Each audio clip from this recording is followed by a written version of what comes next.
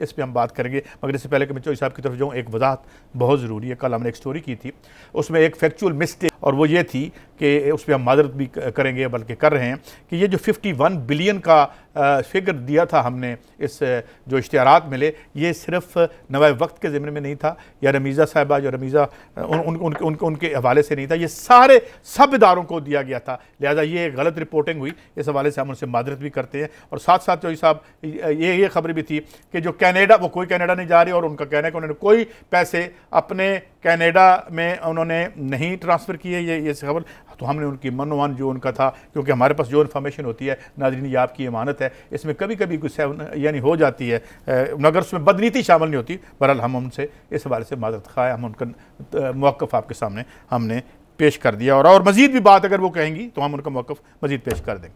जी चौधरी साहब, अब आपके पास आज बड़े बड़े स्कैंडल्स हैं। पहले तो आए ना